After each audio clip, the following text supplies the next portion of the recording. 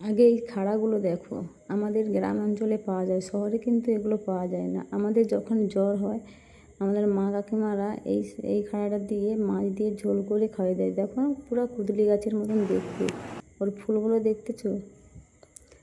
এটা আমরা আজকে রান্না করব বেগুন দিয়ে। আলু দিলে ভালো লাগে, আলু আমরা খেতে ভালোবাসি না তাই আলু দিলাম না। এখানে জিরা আর ধনিয়া আর পেঁয়াজ বেটে নিলাম। এই খাড়াটা রান্নার জন্য এই মশলাটা ইউজ করব। কড়া বসিয়ে দিলাম, তেল দিয়ে দিলাম, তেল দিয়ে ফোড়ন দিয়ে ওই শাকটা তুলে দেবো। কিছুক্ষণ নাড়াচাড়া করলে হালি গন্ধটা চলে গেলে ওই খাড়ার উপরে একটু অল্প নুন হলুদ দিয়ে আরও একটুবার নেড়ে নিয়ে ওই মশলাটা দিয়ে দেবো। আমি লঙ্কাটা দিলাম না, কেননা আমার ছেলে মেয়ে খাবে তাই লঙ্কাটা, একটু সরিষা একটু চিনি দিয়ে জল দিয়ে দেবো। কিছুক্ষণ ঢাকনা দিয়ে খুলে রান্নাটা রেডি।